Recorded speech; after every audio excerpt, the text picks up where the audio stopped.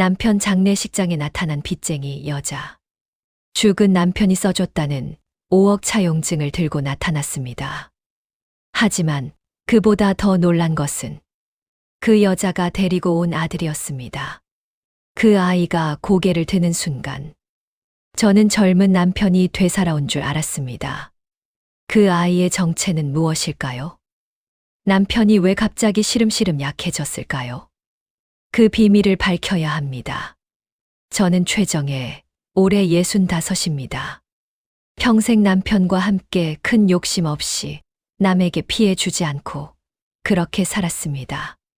지금은 수원에서 설렁탕집을 운영하고 있습니다. 제법 규모가 있는 가게입니다. 손님들이 많이 찾아주셔서 감사한 일입니다.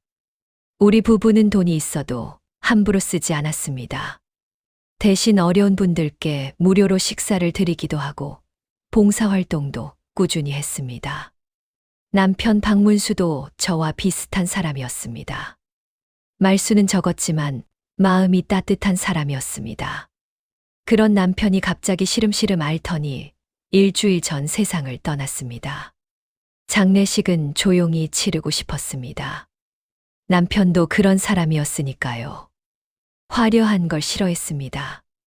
하지만 남편이 평소 베풀고 산 덕분인지 생각보다 많은 분들이 조문을 오셨습니다. 아들 민호도 와 있었습니다. 며느리 은하와 함께였습니다. 민호는 눈이 퉁퉁 부어 있었습니다. 아버지를 많이 따랐던 아이니까요. 며느리 은하는 제 옆에 앉아서 조문객들을 맞았습니다. 나름 동네에서 효부라고 칭찬받는 아이입니다. 어머니 힘드시죠? 제가 도와드릴게요. 은하는 그렇게 말하며 제 손을 잡아주었습니다. 고마웠습니다. 오후 2시쯤이었을까요? 장례식장 입구 쪽에서 소란이 들렸습니다. 비켜주세요. 저 사람 만나야 한다고요. 여자 목소리였습니다. 날카롭고 긁히는 듯한 목소리로 소리를 지르고 있었습니다. 조문객들이 술렁이기 시작했습니다. 그때 장례식장 문이 벌컥 열렸습니다. 40 중반쯤 되어 보이는 여자가 쳐들어왔습니다. 17쯤 되어 보이는 남자아이와 함께요.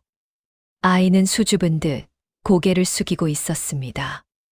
여자는 저를 똑바로 쳐다보며 소리쳤습니다. 당신 남편이 진 빚, 5억 갚고 가세요. 순간 장례식장이 조용해졌습니다. 모두가 숨을 죽였습니다. 저는 무슨 말인지 이해할 수가 없었습니다. 빚이요? 제 목소리가 떨렸습니다. 여자는 다시 소리쳤습니다. 5억이라고요. 당신 남편이 제게 빌려간 돈. 그리고 이에 생계비에 교육비까지 책임지기로 했잖아요. 그 말에 사람들이 웅성거리기 시작했습니다. 뭐라는 거야? 저 여자 누구야? 빚쟁이라니. 저는 여자를 똑바로 쳐다봤습니다. 무슨 말씀을 하시는 건가요? 저희 남편은 평생 빚진 적이 없는 사람입니다. 그러자 여자가 비웃듯 말했습니다. 그래요? 그럼 이건 뭔가요? 여자는 가방에서 서류 뭉치를 꺼냈습니다. 여기 차용증이에요. 당신 남편이 직접 쓴 거라고요. 여자가 서류를 흔들어댔습니다. 그 순간이었습니다. 옆에 서 있던 소년이 고개를 들었습니다. 저는 숨이 멎을 것 같았습니다. 그 아이의 얼굴, 젊은 시절 남편의 얼굴이 그대로 있었습니다. 아들 민호가 어렸을 때 모습과도 똑같았습니다. 장례식장이 다시 술렁이기 시작했습니다. 저 아이, 고인이랑 너무 닮았는데? 혹시 숨겨둔 자식? 세상에. 제 머리가 하얗게 변하는 것 같았습니다. 아들 민호도 소년을 보며 얼어붙었습니다. 그때 며느리 은하가 제 팔을 잡았습니다. 어머니, 괜찮으세요? 은하의 목소리에는 걱정이 묻어 있었습니다. 하지만 저는 대답할 수가 없었습니다. 여자가 다시 소리쳤습니다. 이 애가 누구 아들인지 보면 알 거 아니에요. 박문수 씨 아들 맞잖아요. 이 애 생계비, 교육비 다 약속했다고요. 그런데 갑자기 돌아가시면 어떡해요? 5억, 지금 당장 갚으세요. 조문객들의 수군거림이 점점 커졌습니다. 숨겨둔 자식이었구나. 그래서 빚까지 진 거야. 불쌍한 사모님. 저는 아무 말도 할 수 없었습니다. 내 남편이 저런 일을 했을 리가 없는데. 하지만 저 아이의 얼굴을 어떻게 설명할 수 있단 말입니까? 아들 민호가 앞으로 나섰습니다. 잠깐만요. 이게 무슨 일인지 차근차근 얘기해 봅시다. 일단 차용증부터 보여주세요. 여자는 민호에게 서류를 내밀었습니다. 민호가 서류를 받아 펼쳐봤습니다. 그리고 그의 얼굴이 굳어졌습니다. 아버지 이름과 도장까지 있는데요. 민호의 말에 저는 정신이 아찔했습니다. 차용증에는 남편의 이름이 또박또박 적혀 있었습니다. 날짜는 3년 전. 금액은 5억 원. 그리고 남편의 도장까지 찍혀 있었습니다. 며느리 은하가 조용히 말했습니다. 어머니, 혹시 아버님께서 숨기신 게 있으셨던 거 아니에요? 은하의 말이 제 가슴을 찔렀습니다. 아니야. 우리 남편은 그런 사람이 아니야. 하지만 제 목소리는 떨리고 있었습니다. 여자는 계속 소리쳤습니다. 이 아이 양육비도 매달 받기로 했어요. 그런데 3개월 전부터 연락이 안 됐다고요. 갑자기 돌아가시면 저희는 어떻게 하는 겁니까? 소녀는 고개를 숙인 채 아무 말도 하지 않았습니다. 그 모습이 왠지 남편과 더 닮아 보였습니다. 조문객들은 이미 장례식장을 빠져나가기 시작했습니다. 아이고, 곤란하게 됐네. 장례식장에서 이런 일이. 수군거리는 소리가 들렸습니다. 저는 무너질 것만 같았습니다. 평생을 함께 산 남편, 믿고 의지했던 남편, 그 남편이 제게 숨긴 게 있었단 말입니까? 그때 여자가 마지막으로 소리쳤습니다. 여기, 이것도 봐요. 박문수 씨가 직접 쓴 편지라고요. 여자는 봉투를 꺼내 흔들었습니다. 봉투 겉면에는 남편의 글씨로 이렇게 적혀 있었습니다. 서준아, 잘 크거라. 아저씨가 항상 응원한다. 그 순간 장례식장이 완전히 아수라장이 되었습니다. 여자가 차용증을 흔들며 마지막으로 소리쳤습니다. 5억, 지금 당장 갚으세요. 안 그러면 법적으로 대응하겠어요. 저는 그 자리에 주저앉고 말았습니다. 장례식장의 소란이 가라앉은 건 한참 뒤였습니다. 여자와 소녀는 결국 돌아갔습니다. 하지만 떠나기 전에 여자는 다시 한 번 말했습니다. 일주일 드릴게요. 일주일 안에 연락 없으면 소송 들어갑니다. 그리고는 명함을 던지듯 놓고 갔습니다. 명함에는 김나영이라는 이름이 적혀 있었습니다. 장례를 마치고 집으로 돌아왔습니다. 아들 민호와 며느리 은하도 함께였습니다. 집은 너무 조용했습니다. 남편이 없는 집. 그리고 오늘 일어난 일들. 저는 소파에 앉아 한참을 멍하니 있었습니다. 민호가 조심스럽게 말을 꺼냈습니다. 어머니, 아버지한테 그런 일이 있었을 리 없다고 생각해요. 민호는 말을 잇지 못했습니다. 며느리 은하가 차를 가져왔습니다. 어머니, 일단 차부터 드세요. 오늘 충격이 크셨을 텐데. 은하는 제 손을 잡아주었습니다. 따뜻했습니다. 어머니, 제가 도와드릴게요. 혼자 감당하려고 하지 마세요. 저는 고개를 끄덕였습니다. 하지만 머릿속은 온통 남편 생각뿐이었습니다. 그날 밤 잠을 이룰 수가 없었습니다. 남편 얼굴이 자꾸 떠올랐습니다. 그리고 그 소년의 얼굴도. 남편과 너무 닮은 그 아이. 정말 남편의 아이일까요? 아니야. 그럴 리 없어. 하지만 그럼 어떻게 설명하지?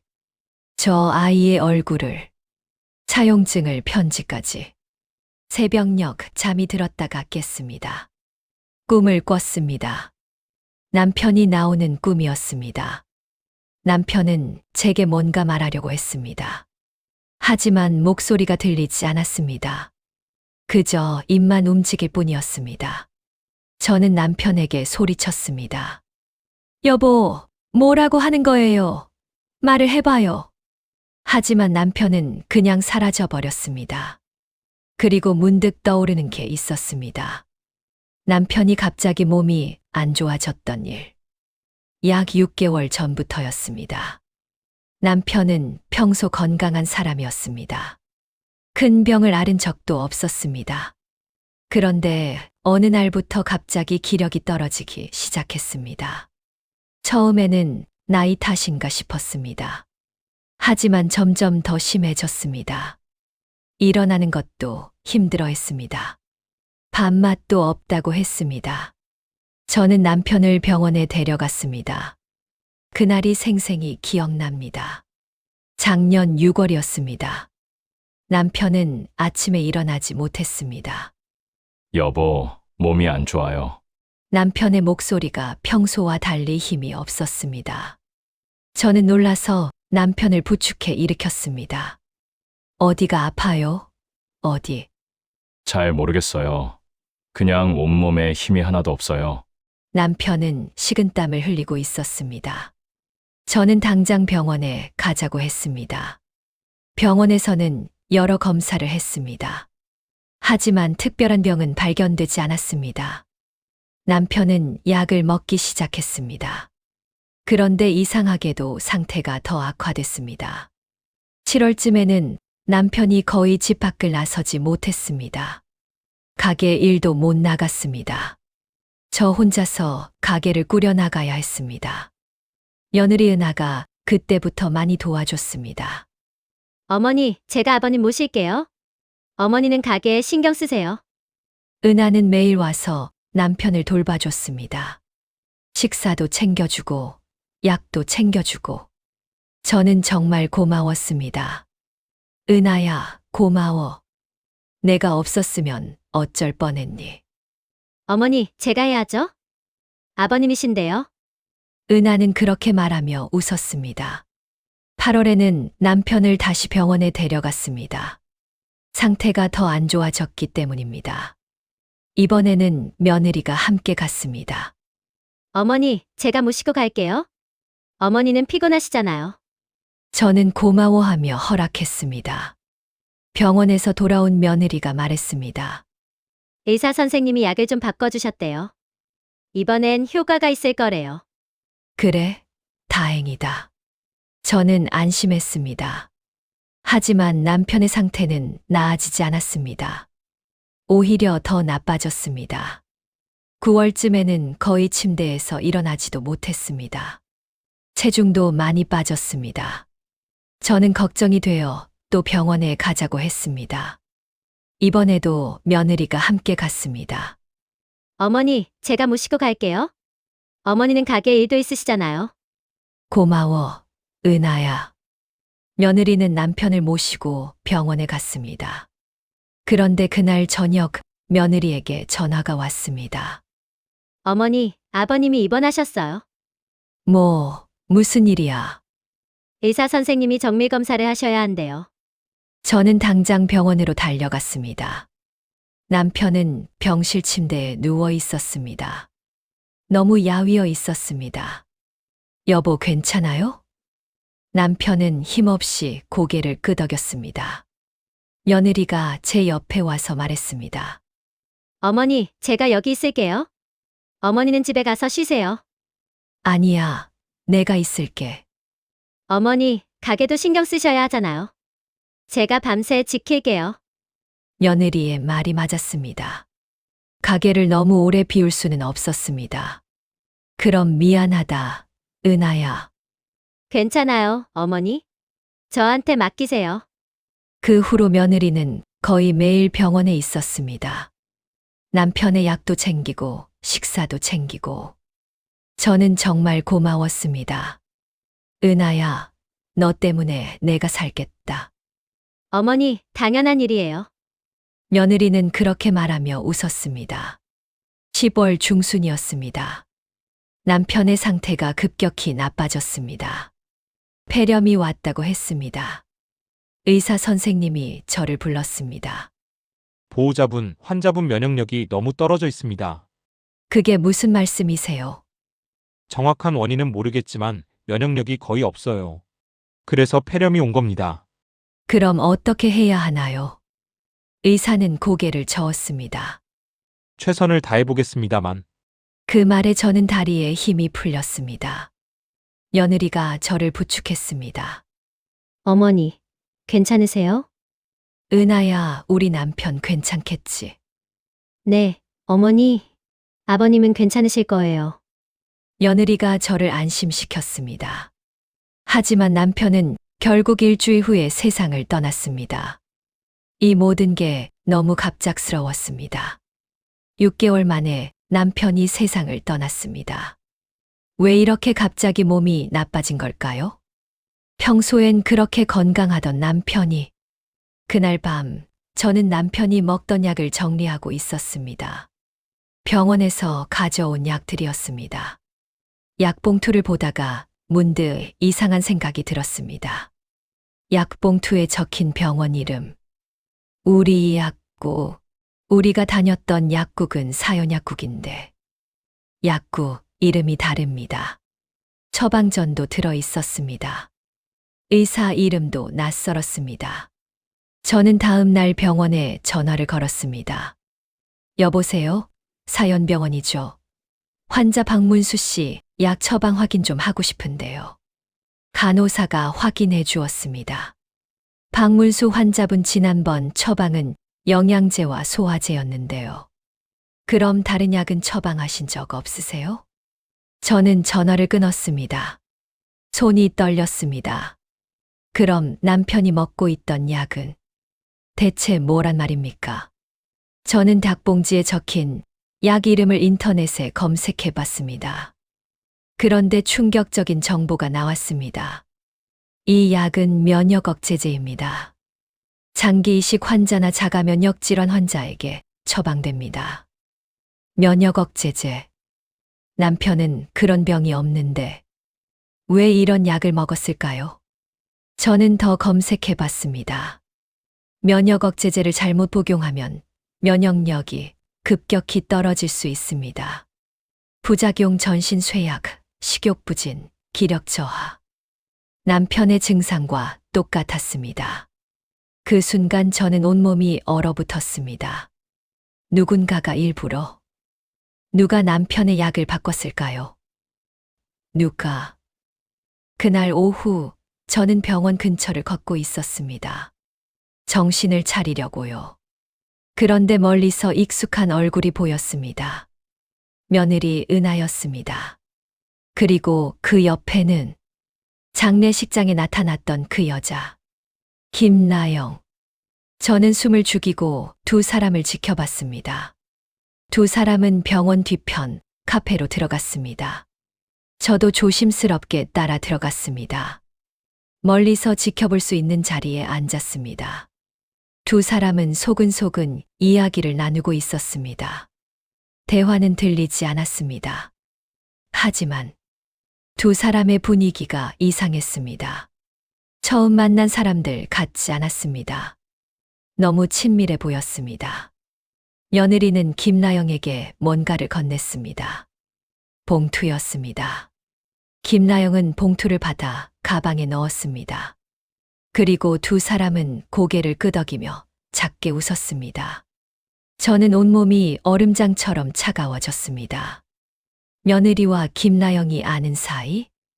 두 사람이 카페를 나가고 저는 그 자리에 그대로 앉아 있었습니다. 며느리와 김나영.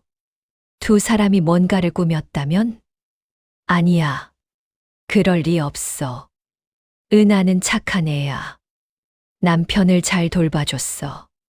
하지만 제 머릿속은 온통 의심으로 가득 찼습니다. 며칠이 지났습니다. 김나영에게서 전화가 왔습니다. 일주일 다 됐어요. 언제 돈 주실 건가요? 저는 떨리는 목소리로 말했습니다. 조금만 더 시간을 주세요. 확인할 게 있어요. 확인은 무슨 확인이에요? 차용증도 있고 증거도 다 있잖아요. 하지만 이틀만 더 드릴게요. 그 안에 연락 없으면 소송 들어갑니다. 김나영은 그렇게 말하고 전화를 끊었습니다. 그날 오후 며느리가 집에 왔습니다. 어머니, 저 변호사 만나고 왔어요. 변호사, 네. 차용증 때문에요. 피체 아버님 건 맞대요. 도장도 진짜래요. 아버님이 직접 쓰신 게 맞대요. 민호도 함께 왔습니다. 엄마 이제 어떡해요? 변호사도 진짜라고 하는데 은하가 조심스럽게 말했습니다.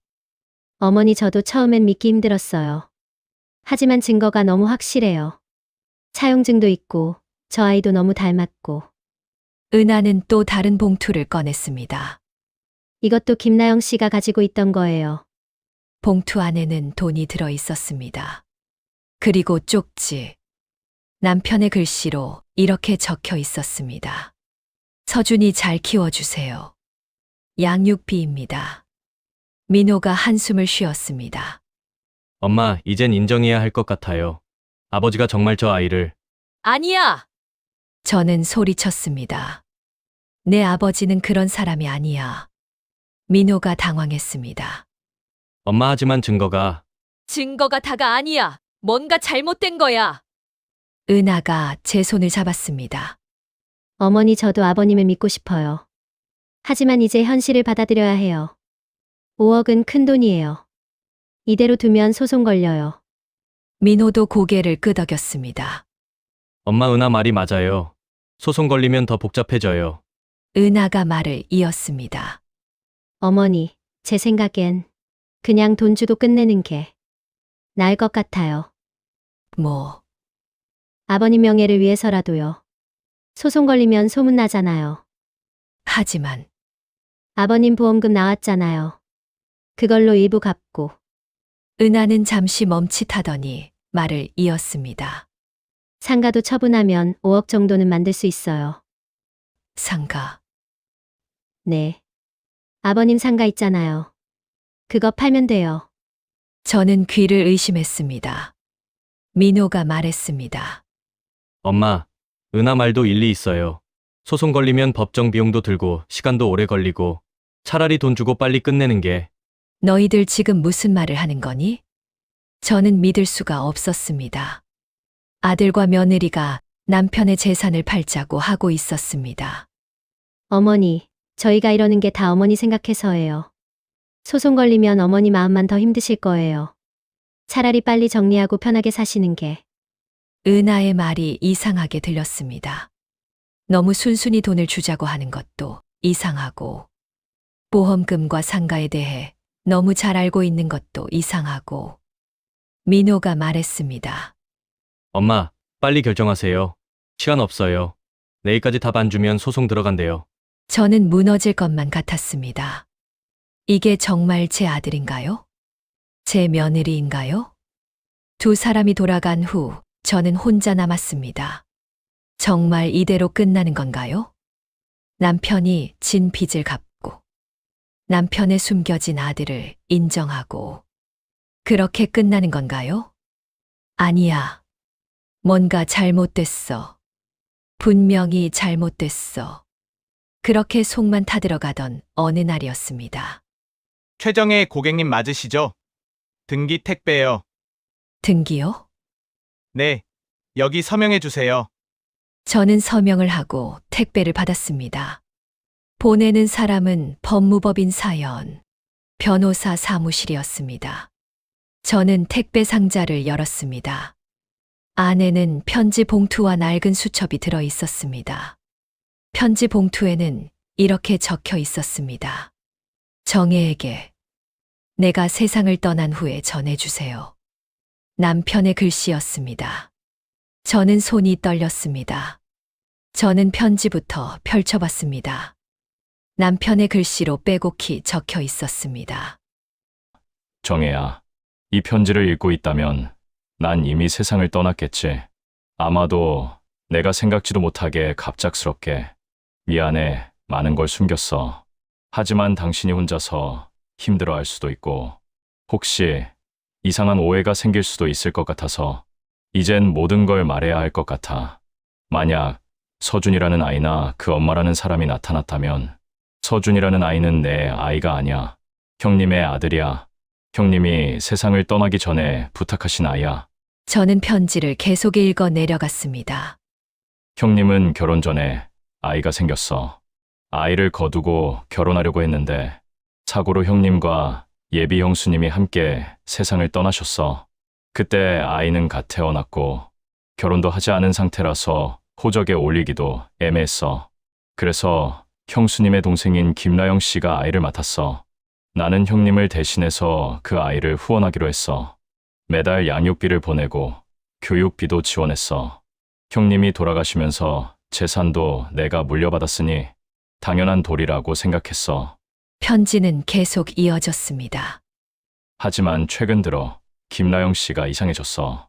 자꾸 돈을 더 달라고 하고 심지어 미리 큰 돈을 달라고 하더라. 안 된다고 하니까 유언장을 써달래. 아니면 차용증이라도 써달라고. 아이가 클 때까지 양육비를 확인해달라고. 그건 내가 알아서 할 거라고 해도 도장을 달라. 각서를 써달라 하더라고. 뭔가 느낌이 이상했어. 그리고 요즘 내 몸이 이상하게 안 좋아. 병원에서는 원인을 모르겠대. 이상해. 뭔가 위협을 느끼고 있어. 그래서 내가 혹시 갑자기 잘못되더라도 당신이 알 수 있도록 편지를 맡겼어. 내가 죽으면 당신에게 보내도록. 저는 편지를 읽으며 눈물이 났습니다. 남편은 알고 있었던 거였습니다. 누군가 자신을 해치고 있다는 걸. 편지는 계속되었습니다. 정혜야, 혹시 내가 갑자기 세상을 떠나면 이 편지를 꼭 읽어줘. 그리고 수첩도 봐줘. 거기에 모든 게 적혀 있어. 서준이는 좋은 아이야. 잘못이 없어. 하지만 김나영은 조심해야 해. 미안해.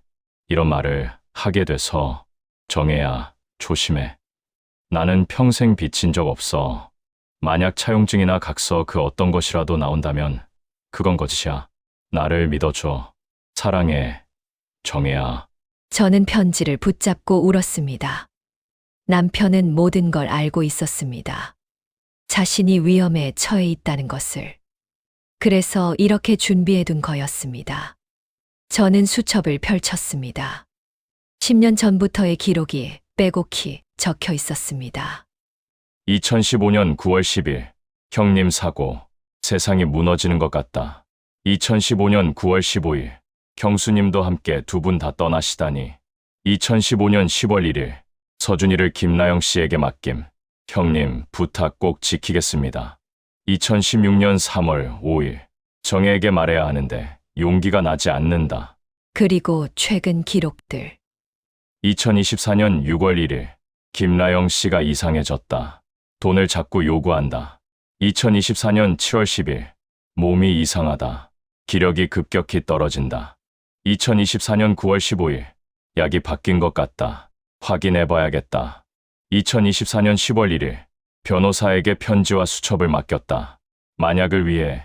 남편은 모든 걸 기록해뒀습니다. 그리고 마지막으로 저를 위한 준비. 저는 수첩을 꼭 껴안았습니다. 여보 미안해요. 제가 몰랐어요. 그때 다시 초인종이 울렸습니다. 저는 눈물을 닦고 문을 열었습니다. 소년이 서 있었습니다. 서준이었습니다. 저 할머니. 소년의 목소리가 떨리고 있었습니다. 들어오렴. 저는 소년을 안으로 들였습니다. 소년은 조심스럽게 말을 꺼냈습니다. 저 할머니께 드릴 게 있어요. 소년은 휴대폰을 꺼냈습니다. 이거 녹음한 거예요. 녹음. 내 이모랑 그 아줌마가 얘기하는 거요. 저는 휴대폰을 받았습니다. 재생 버튼을 눌렀습니다. 녹음이 시작됐습니다. 며느리 은하의 목소리였습니다. 차용증은 제가 준비할게요. 날짜만 맞춰주세요. 김나영의 목소리. 그 돈 진짜 받을 수 있는 거예요? 장례식에 가져오면 됩니다. 사모님 충격받고 바로 물러날 거예요. 근데 그 애는 어떻게 해요? 그 애는 얼굴만 닮았으면 돼요. 그게 제일 중요해요. 약은요? 그건 제가 다 처리했어요. 아무도 모를 거예요. 저는 녹음을 듣고 온몸이 얼어붙었습니다. 정말 며느리가 모든 걸 꾸민 거였습니다. 소년이 울먹이며 말했습니다. 저 사실 진짜 아버지인 줄 알았어요. 이모가 그렇게 말했거든요. 근데 며칠 전에 이모랑 그 아줌마가 얘기하는 걸 들었어요. 저를 돈벌이로 이용한 거래요. 소년은 눈물을 흘렸습니다. 그리고 저 할머니 기억해요. 작년 겨울이었어요. 이모네 집에서 너무 힘들어서 나왔어요. 서준이는 학대를 받고 있었습니다. 때리지 않더라도 무관심과 싸늘한 말들, 따돌림. 구석방에 갇혀서 겨우 밥만 먹고 학교만 보냈다고 합니다. 서준이 양육비가 들어오면 그 돈으로 자기 식구들끼리 외식하고 다 써버렸답니다. 사촌들은 무시하고 때리기도 했다 더군요. 그래서 아버지가 하신다는 설렁탕 집에 무작정 찾았어요. 하지만 들어갈 용기가 없어서 그 앞에서 떨고 있었어요. 돈도 없고 배도 고프고 추워서 떨고 있었어요. 그때 할머니가 저를 데리고 들어가셨어요. 설렁탕도 주시고 용돈도 주시고 힘내라고 안아주셨어요. 저는 기억이 났습니다. 작년 겨울, 가게 앞에서 떨고 있던 소년. 모자를 눌러 쓰고 있어서 얼굴은 잘 안 보였지만 너무 불쌍해 보여서 안으로 데리고 들어갔었습니다. 그 아이가 서준이었다니. 저 그 은혜를 갚고 싶었어요. 그래서 이모랑 그 아줌마가 나쁜 짓 하는 거 막고 싶었어요. 그래서 녹음했어요. 소년은 고개를 숙였습니다. 미안해요. 저 때문에 힘드시죠? 저는 소년을 꼭 안아줬습니다. 아니야, 넌 잘못이 없어. 내 아버지였던 분은 널 정말 사랑했단다. 그리고 나도 내 편이 될게. 너는 혼자가 아니야. 소년은 제 품에서 울었습니다. 저도 함께 울었습니다. 이제 모든 진실이 드러났습니다. 며느리의 음모, 남편의 사랑, 그리고 이 아이의 순수함. 이제 남은 건 응징뿐입니다. 그날 밤 저는 결심했습니다. 이제 더 이상 숨지 않겠다고. 더 이상 당하지 않겠다고. 남편이 남긴 편지와 수첩, 그리고 서준이가 가져온 녹음. 이제 모든 걸 끝낼 때입니다. 다음 날 아침, 저는 아들과 며느리를 집으로 불렀습니다. 어머니, 무슨 일이세요? 민호가 걱정스러운 얼굴로 물었습니다. 며느리 은하도 함께 왔습니다. 어머니, 얼굴이 안 좋으신데 괜찮으세요? 은하는 여전히 친절한 척했습니다. 앉아라. 제 목소리가 평소와 달랐습니다. 그때 초인종이 울렸습니다. 김나영이었습니다. 오늘까지라고 했잖아요. 돈 줄 건가요? 말 건가요? 김나영이 문 앞에서 소리쳤습니다. 저는 문을 열었습니다. 들어오세요. 김나영이 당황했습니다. 들어오라고요. 얘기 좀 해야겠어요. 김나영은 의심스러운 표정으로 안으로 들어왔습니다. 소년 서준이도 함께였습니다. 거실에는 이제 네 사람이 모였습니다. 저는 그들 앞에 섰습니다. 오늘 모든 걸 끝낼 겁니다. 제 목소리는 떨리지 않았습니다. 며느리가 웃으며 말했습니다. 어머니, 그럼 돈 주시기로 결정하신 거예요? 아니, 네? 돈은 한 푼도 안 줄 겁니다. 김나영이 벌떡 일어났습니다. 뭐라고요? 차용증도 있고 증거도 다 있는데. 그 차용증 가짜죠. 제 말에 거실이 조용해졌습니다. 김나영의 얼굴이 굳었습니다. 무슨 소리예요? 진짜라고요. 필체 감정도 받았잖아요. 며느리도 거들었습니다. 어머니, 변호사도 확인했잖아요. 아버님 필체 맞다고. 글쎄, 그건 확실하지 않을 수 있어. 저는 천천히 말했습니다. 하지만 차용증은 거짓이에요. 우리 남편은 평생 빚진 적이 없어요. 민호가 답답하다는 듯 말했습니다. 엄마, 그런 식으로는 안 돼요. 증거가. 증거. 저는 가방에서 남편의 편지를 꺼냈습니다. 이게 진짜 증거예요. 남편은 죽기 전에 변호사에게 이걸 맡겼어요. 자기가 세상을 떠나면 나한테 전해달라고요. 저는 편지를 읽기 시작했습니다. 정혜야, 이 편지를 읽고 있다면 난 이미 세상을 떠났겠지. 서준이라는 아이 내 아이가 아니야. 형님의 아들이야. 그리고 계속된 편지의 내용에 김나영은 얼굴 표정이 굳어갔습니다. 정혜야, 혹시 내가 갑자기 세상을 떠나면 김나영은 조심해야 해. 나는 평생 빚진 적 없어. 만약 차용증이 나온다면 그건 거짓이야. 그 말에 거실이 완전히 조용해졌습니다. 저는 수첩도 꺼냈습니다. 남편은 모든 걸 기록해뒀어요. 이 수첩에 다 있어요. 수첩을 펼쳐 보였습니다. 2024년 9월 15일. 약이 바뀐 것 같다. 민호가 수첩을 받아봤습니다. 약이 바뀌었다고? 그래. 내 아버지 약을 누군가 바꿨어? 저는 약 봉투를 꺼냈습니다. 이게 내 아버지가 먹던 약이야. 면역 억제제래. 장기 이식 환자나 먹는 약이라고. 내 아버지는 그런 병이 없었어. 누군가 일부러 아버지를 약하게 만든 거야.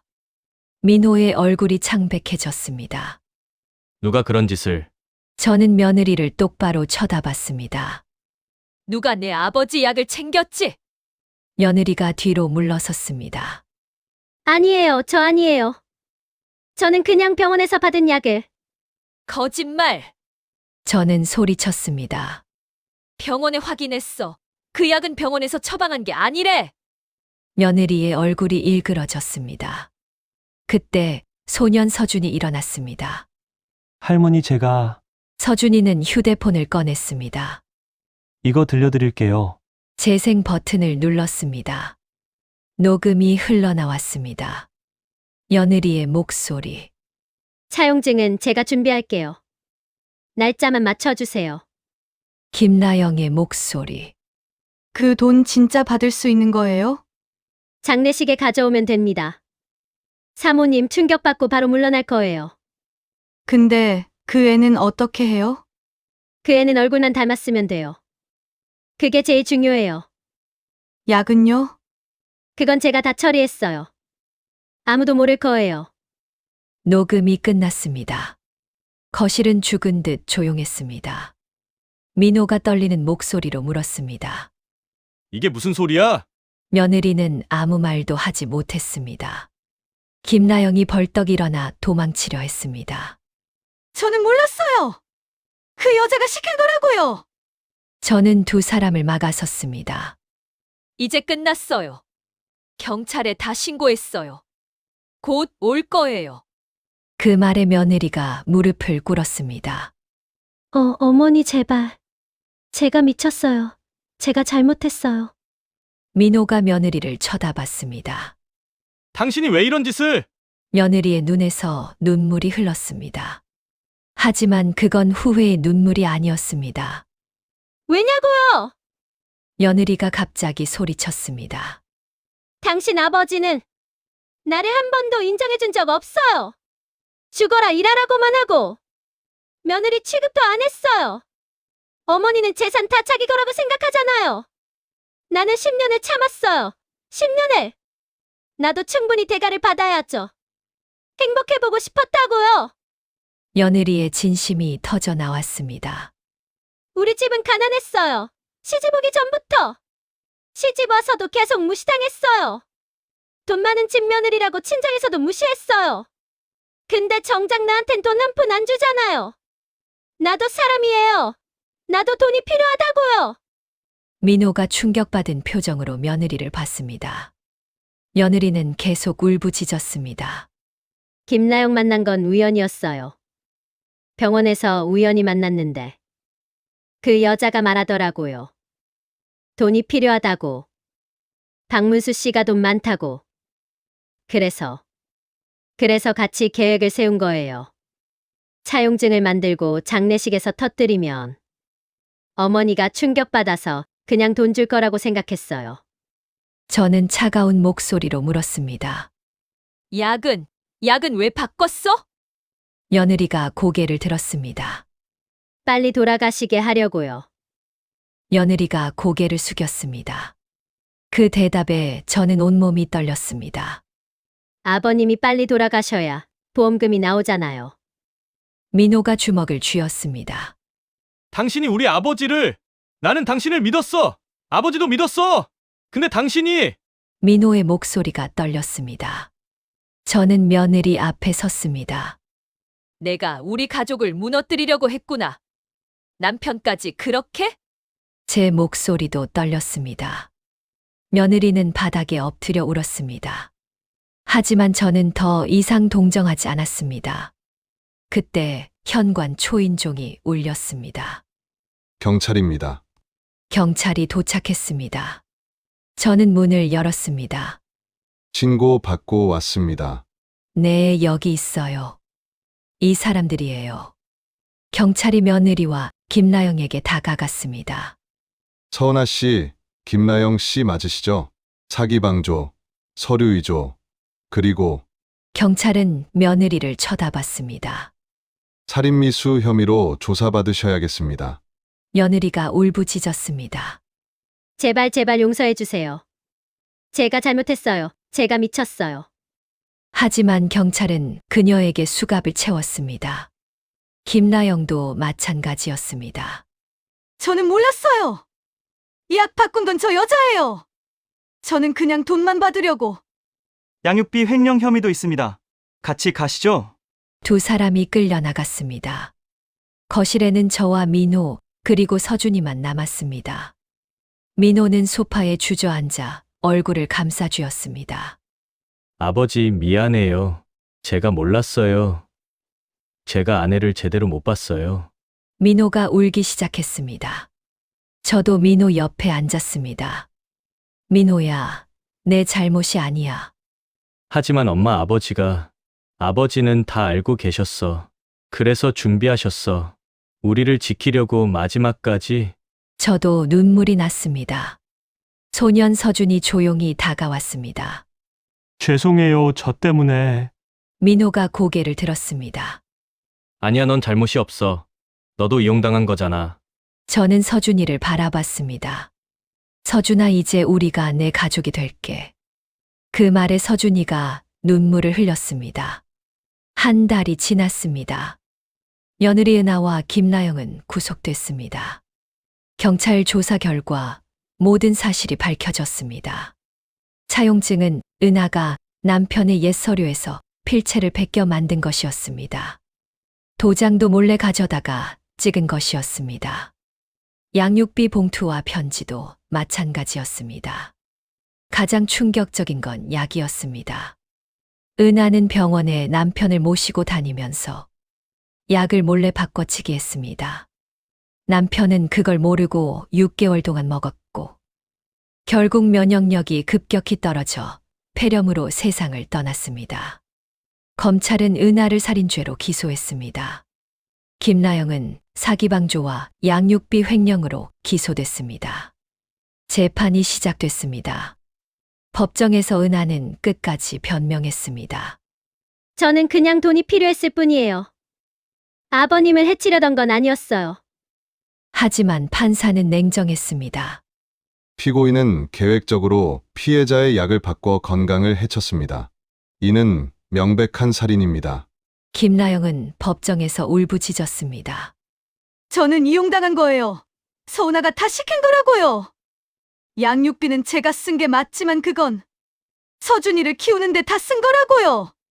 하지만 조사 결과 김나영은 양육비의 대부분을 자신의 유흥비로 썼습니다. 서준이는 제대로 된 옷도 식사도 못했습니다. 재판은 3개월 동안 이어졌습니다. 그동안 저는 남편의 무덤을 자주 찾았습니다. 여보, 이제 다 끝났어요. 당신이 지키려던 것들 다 지켰어요. 서준이도 우리가 돌볼 거예요. 당신이 원하던 대로요. 무덤 앞에서 저는 남편에게 말했습니다. 민호도 많이 변했습니다. 아내의 배신에 큰 충격을 받았지만 서준이를 진심으로 받아들이기로 했습니다. 아버지가 그렇게 사랑했던 아이잖아요. 이제 우리 가족이에요. 민호는 그렇게 말하며 서준이의 어깨를 감싸 안았습니다. 판결이 나왔습니다. 며느리 은하는 징역 15년, 김나영은 징역 5년. 재판이 끝나고 저는 서준이를 데리고 집으로 돌아왔습니다. 할머니 저 정말 여기 있어도 돼요? 서준이가 조심스럽게 물었습니다. 그럼. 여기가 내 집이야. 하지만 저 때문에 집안이 힘들었잖아요. 아니야. 넌 잘못이 없어.